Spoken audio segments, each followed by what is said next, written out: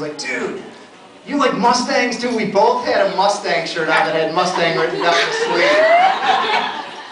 And this is like 19 whatever, when Mustangs were still cool. So it all started with a Mustang, and Matt and I have been friends ever since, and I can tell you stories for hours about Matt and the things we've done that most you wouldn't understand or believe. But we had a good time, and Matt's always been one of the funniest people I know, and I've always encouraged him, like, dude, you gotta do stand-up. He's like, I know, but I don't know, whatever. So I've been talking to him, and I put this together partly so I could get him on stage. I set it up, I put his name on the thing and everything, and then I told him that I was doing it.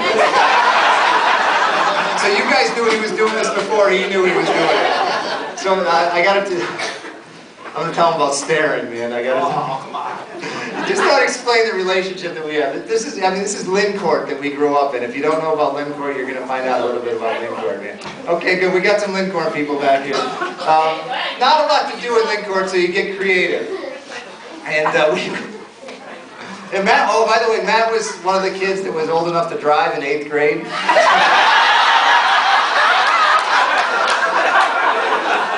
I learned to drive in the Assumption Cemetery when I was in 7th grade. Sorry, Dad. And Matt's Plymouth Volare, you know? So he taught me to drive in the cemetery. Not only that, we would go, this is so stupid.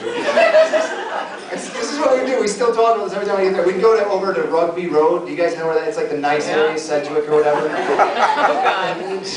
When you're from Lyncourt, that's the nice area, okay? He would drive his car along. I had these big old honking Van Halen sunglasses. And we would just stare at people. All the rest.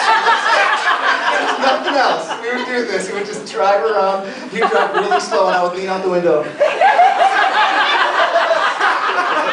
that's it, and we loved it, man. Isn't that cool? I think there was a couple times we picked up some cats and took them out to some other neighborhood and let them go. Oh, come on, I'm just serious. So, ladies and gentlemen, it gives me extreme pleasure to share the stage with this person tonight, and I am so happy. See, they're excited out there. I mean, some fans out there, they couldn't get in. This is fantastic, but people, please make some noise and welcome to the stage for the first time, Mr. Matt Cooper.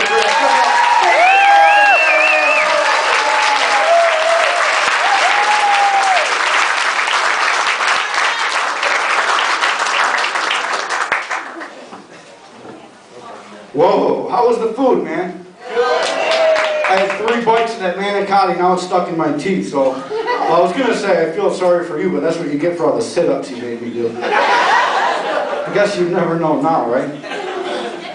So this is what it takes to get all my friends and family together. This is what I got to go through.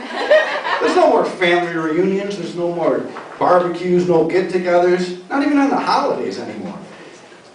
But one Facebook post that I'm going to get up here in front of 110 people and humiliate myself, and you guys come in both of them. Thanks a lot.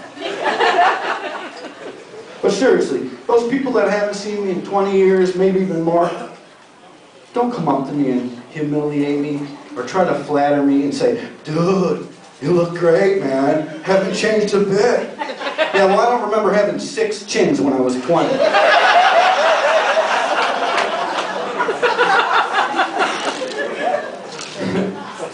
You know, but seriously, we all do that. I do it too. I'm guilty of it. I was at my 20-year reunion, well, I think it was in like last October it was, and I'm sitting there minding my own business in the corner of the bar, and I'm eating a big piece of cake. It's like a half a cake. And I see this girl looking at me from across the room.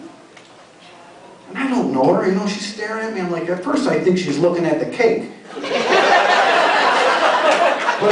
But as she starts to get closer to me, and wipes all the barbecue sauce off of her face, I start to recognize her, and I'm like, Sally, oh, long time no see, how are you? Give me a hug.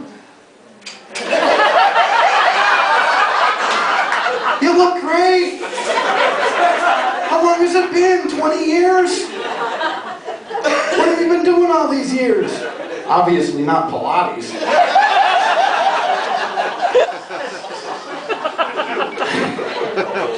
But as far as this whole double chin thing goes, you know, I got this double chin thing, you know, so I'm kind of born with it. I inherited it. All my friends inherit cool stuff like camps, houses, boats, businesses. Me, I get a double chin. But that's just my luck. My whole family has it too. Now you guys are all looking around looking for a double chin. And I'm not related to that guy, I'll tell you what. What are you laughing at? You only wore that striped shirt so they could tell if you're walking or rolling.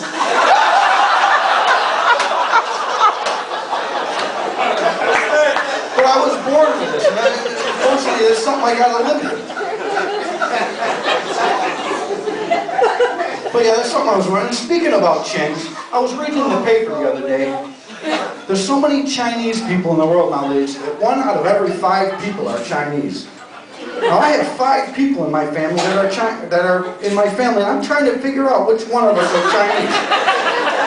Now I know it's not me, and I don't think it's my mom or dad, so I'm down to 2 people. My brother Dan, or it could be my other brother, Ho Chow Chung. But I'm leaning more towards Dan. And you might not notice it now, it might not look like he's Chinese now, but wait, look at him at the end of the show about 15 Budweisers later.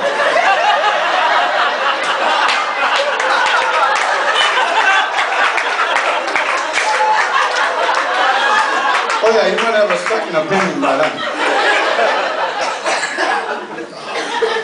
All right, give it up for the Spaghetti Warehouse one more time for this event. This is great.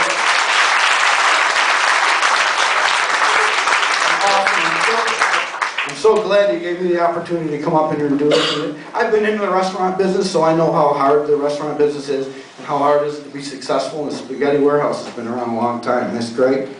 And I came from the restaurant business. I started, my first job was in the restaurant business. I was in a little sandwich shop on the north side. And I was there about 3 weeks before I got fired. It's kind of embarrassing to talk about. I stole the pickle slicer. But in my defense, how was I supposed to know that that pickle slicer was the owner's wife?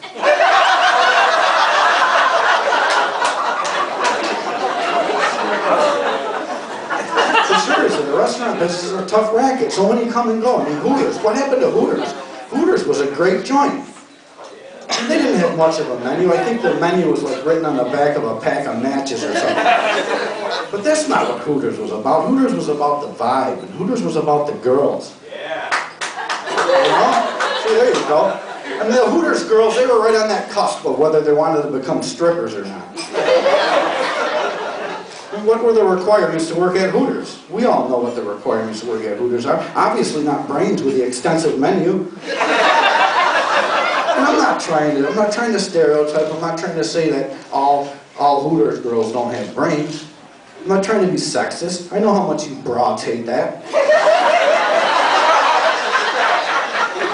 I'm just saying it wasn't a requirement. And they didn't even have to fill out an application when they went there. The only thing they had to fill out was an extra small tank top. But we don't have anything like that now. What do we have now? We have IHOP. What's the requirement to work at IHOP? An artificial leg?